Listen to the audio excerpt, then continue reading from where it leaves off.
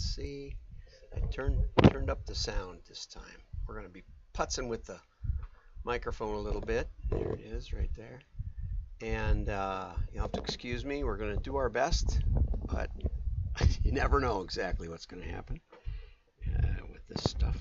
So I have the chat turned on, I believe, and so you can chime in if you want, if you see me.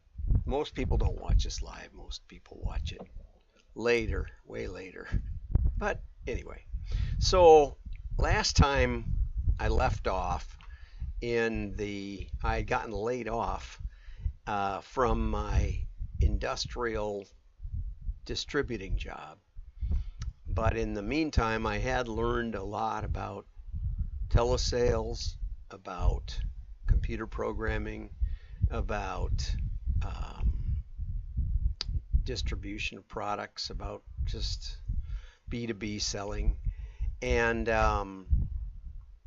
so I had sort of a smorgasbord of talents, and what I didn't add was that the day that I got let go, I happened to be reading through the book of, well, I was reading through the whole Bible, and so this was like toward end of May, so I was in the book of Job. And if you don't know the book of Job, he's doing really, really well.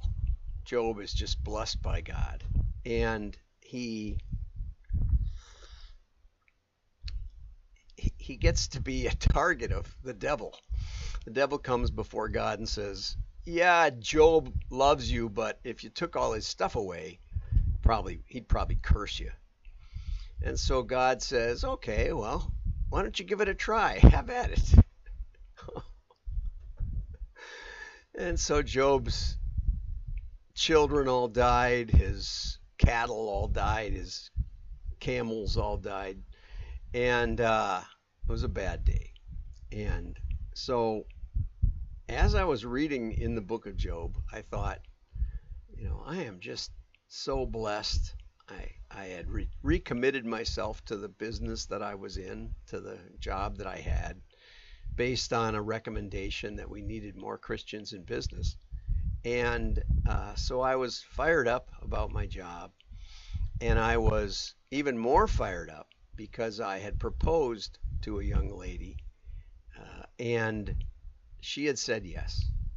And so it was just, I said, I can't identify with the book of Job at all. I remember thinking that. I remember where I was when I was thinking it. I was right downtown at the intersection in Heartland on my way to work. I'm so blessed. I can't identify with Job at all.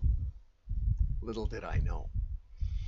So by noon, I'd already been let go. And I don't remember the time of day, but that same day, that young lady decided that I was not the right one for her, which probably in retrospect was the case. She married a wonderful man, very patient man. It's probably much better for her. Nevertheless, I lost my job and lost my girl in a matter of hours, and was devastated, was really devastated. And so, as I said in the last episode, I prayed for a miracle. I went to look for some jobs, but basically I prayed for a miracle, and I took most of the summer off and worked on my thesis. And that was 1981. It proved to be a very, very pivotal year because a few months later, I started my first day, which was right around this time of year. It was around the 15th of September. Today's the 16th. It was right around here that I started my first day as a marketing consultant. And it was with a bunch of senior executives who decided to go into a consulting sort of a group. And this is the business card. There's John Miglash, consultant.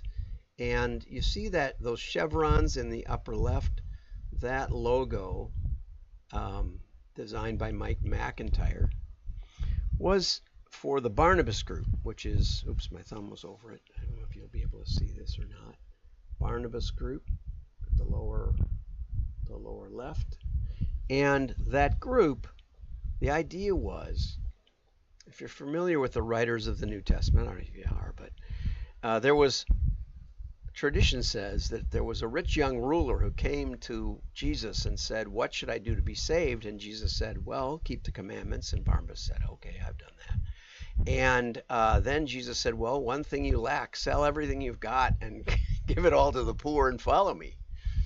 And it says that he went away really sad.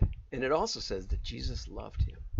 Well, tradition has it that Barnabas later came to his senses or whatever. I don't know if he sold everything or not. But he ended up being one of the only people that welcomed the Apostle Paul and then later traveled with him. And then also, when Paul was upset because one of his traveling companions, John Mark, got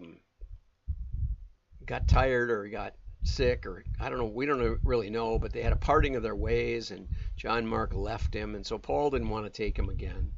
He said he's not made of the right stuff. And Barnabas also took John Mark under his wing, and John Mark later became the author of the book of Mark, and Paul obviously was, the author of most of the epistles in the New Testament.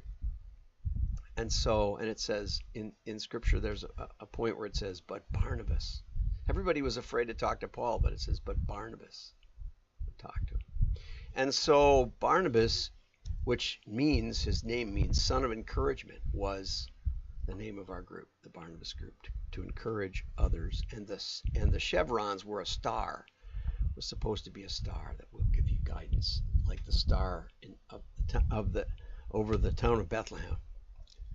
Maybe it's a little much, you're probably thinking, boy, he's laying it on deep here. But anyway, and so I began as a marketing consultant, and we'll get into that a little bit more next time. But in addition to that, now that I didn't have a fiance, I had a couple other rocky moments, and I just was tired. I was tired of dating and tired of, all of the facade, I think, of that. And so I called out to God. This was about end of August or end of October, I think. Yeah, end of October. And I called out to God and I said, God, I feel like I need to be married. I need a wife. Send me somebody. I need somebody. And a week later, I was on a sort of a retreat with a bunch of college friends, and a girl came in, and she became my wife later. Maybe we'll tell that story next time. But I really believed that this was the answer to my prayer. It was like 7 days later on the dot. And it scared the daylights out of me, I have to say. It wasn't smooth sailing from there. But 1981 was probably one of the most pivotal years of my life. And both of these cases, the career path I went on and the love of my life, 43 years now, both got set up in this 1981 year. And the scripture for the title for today is, delight yourself in the Lord, and he will give you the desires of your heart. Trust also in him, and he will do it. And so this was a very, very pivotal year. And it shows, I think, that the path of faith, though not necessarily level, is an adventure. And the path of faith has great rewards. And so if you'd like to talk, I tried to put I forgot to put the little scanny thing on there, but you'll see me on YouTube and on LinkedIn. Happy to talk. And the number there is very accessible. So give me a call or send me a message on LinkedIn is probably the best, because email is bad because I get just too many of them. So anyway, like and share. Your friends will scratch their heads. Have a great day.